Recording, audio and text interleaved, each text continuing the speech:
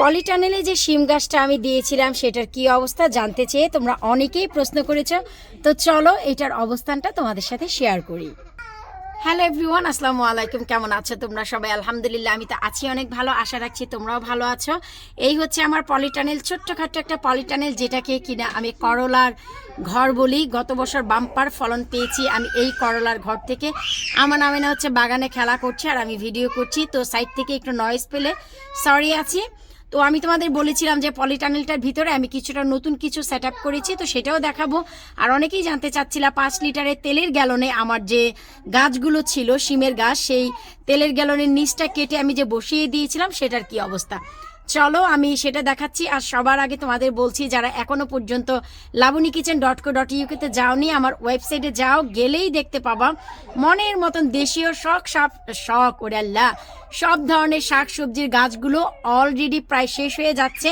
আমি প্রায় 700 গাছ অলরেডি তোমাদের মাঝে বিলি করে দিয়েছি। এখন সীমিত স্টক আছে, তোমরা একবার labunikitchen.co.uk তে যাও, তাহলে বুঝতে পারবা আমার সফল গাছের সফলতা কাকে বলে। আমার মনে হয় না 2026-এ আমার আগে ইউকেতে কেউ শিম খেতে পারবে, এটা আমার বিশ্বাস। তো চলো আমরা একটু আপডেটটা দেখে নিচ্ছি। শুকর আলহামদুলিল্লাহ, দেখতেই পাচ্ছে এই হচ্ছে আমার শিমের গাছ। আমি এই যে 5 লিটারের তেলের গ্যালন কেটে এখানে বসিয়েছিলাম, আর তার পাশে একটা ছোট্ট পট দিয়ে দিয়েছি। আর পটের নিচে বড় বড় হোল আছে, তাই এটাকে আমি আর ফুটো করিনি।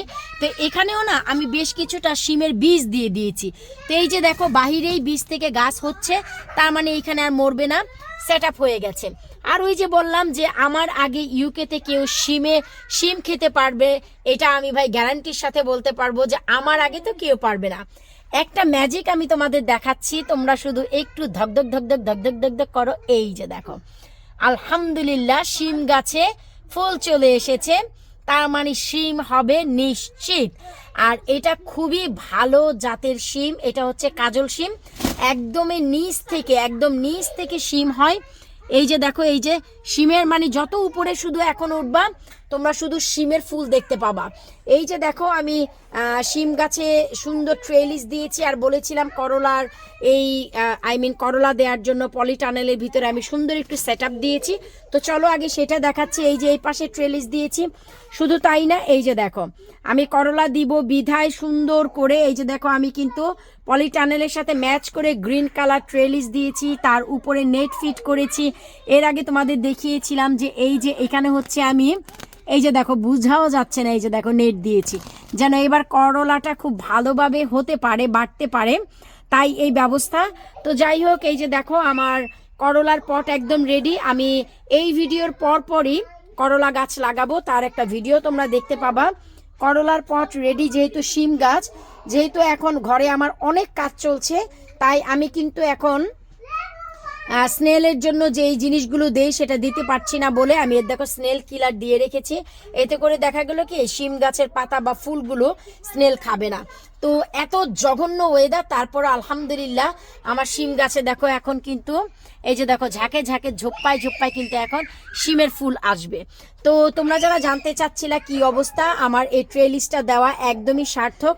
দেখো আমি কিন্তু এত বড় দেইনি, পেঁচিয়ে আলহামদুলিল্লাহ দেখো কত উপরে উঠে গেছে। শুধু তাই না, এই যে এই পাশেরটা ওই যে দেখতেই পাচ্ছি ওই যে ভেতরে ঢুকে গেছে, ওই যে দেখো আলহামদুলিল্লাহ। তো এই হচ্ছে ভাই মনোরম একটা ব্যবস্থা। তো এটা যেন অত ভিতরে না যায়, আমি একটু বের করে দিই। আমি চাচ্ছি যে এই যে ট্রেলিস এটাতে যেন যায়, ভেতরে গেলে না আবার একটু কষ্ট হয় বের করে আনতে। তো এতে আমি যখন গাছ দিয়েছিলাম তোমরা দেখেছিলা যে আমি কিছুই ব্যবহার করিনি। তারপরে এখানে একদিন হচ্ছে আমি তোমার মাটি শুকিয়ে গিয়েছিল, যেহেতু পলিটানেলে আমি পানি দিয়েছিলাম হচ্ছে এই গাছটা দেওয়ার পর মাত্র একদিন, আর সেই একদিনে আমি ফার্টিলাইজার দিয়েছিলাম হচ্ছে আমার ঘরে বানানো লিকুইড ফসফরাস যেটা, সেটা দিয়েছিলাম। ফসফেট, যেটা লিকুইড ফসফরাস সেটা দিয়েছিলাম। তো সেই সেই ফসফেটের কারণে দেখো আমি কিন্তু সুন্দর ফুলও পাচ্ছি এবং সুন্দর রং রূপও পাচ্ছি। আমি এখানে কোনো নাইট্রোজেন বুস্ট করিনি, যখন থেকে গাছটা দিয়েছি ঘরেই আমি নেটিলটি দিয়েছিলাম। এখানে দেওয়ার পর আমি হচ্ছে শুধু সেই লিকুইড ফসফেট দিয়েছি, দ্যাটস ইট, আর কিছুই না। কারণ ফসফেটের কারণে আমার এই ফুলগুলো টিকে থাকবে, ফুলগুলো থেকে ফলগুলোও হবে, এটাই হচ্ছে আমার টার্গেট ছিল। সো শুকর আলহামদুলিল্লাহ। তোমরা যারা জানতে চাচ্ছিলে কি অবস্থা, আমার আমেনা বুড়ির গলা তো শুনতেই পাচ্ছ কি অবস্থা, তো এই হচ্ছে এই অবস্থা। ওই শেষেও কিছু শিম হলে এইখানেই হবে। এটা এত ভালো জাতের শিম যে একদম তোমার ডিসেম্বর জানুয়ারি পর্যন্ত শিম পাওয়া যাবে আমার এই পলি টানেলে। আমি খুব সহজে ক্লিন করব না, তোমরা জানো যে আমার একটু সমস্যা আছে ক্লিনিংয়ে। আমি একদম অক্টোবরের শেষেই পুরো সব ক্লিন করে ঝাঁকাঝাক করে রেখে দিই। এবার আর আসলে তা করব না, এবার যাই থাকবে থেকে যাবে, শুধু করলার সাইড ক্লিন করব, কিন্তু শিম রেখে দেবো। শিম জানুয়ারি পর্যন্ত হবে, এটা হচ্ছে কাজলা শিম, অবশ্যই জানতে পারবা। তো যারা জানতে চাচ্ছিলে, আশা রাখছি তোমাদের মন ভরে গেছে আপডেট দেখে।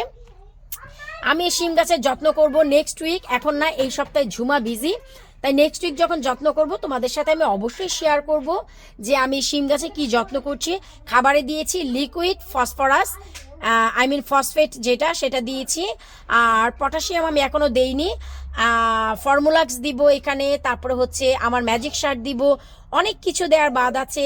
অনেক ধরনের কীটনাশক ব্যবহার করব, ম্যাজিক সার ব্যবহার করব, ম্যাজিক দ্রবণ ব্যবহার করব, আমার চ্যানেলের হিট ম্যাজিক দ্রবণ সেটা ব্যবহার করব। এর ফলে না আমার এই গাছগুলো সুরক্ষিত থাকবে আলহামদুলিল্লাহ।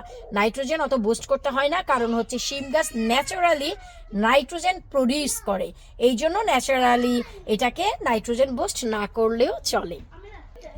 এবার তোমরা সবাই বলো 2026-এ আমার আগে কেউ শিম খেতে পারবা তোমরা? আমার তো ভাই মনে হয় না। I am very very excited, তোমাদের সাথে অবশ্যই শেয়ার করব। অনেকেই এটাকে নিয়ে প্রশ্ন করছিল, আসলে সময় কুলাতে পারছিলাম না, ঘরে এত গাছ, প্রতিদিন প্যাকেট করা পোস্ট করা, প্যাকেট করা পোস্ট করা। এখন হচ্ছে আমি নামাজ পড়ে আসছি তোমাদের সাথে এটা শেয়ার করতে।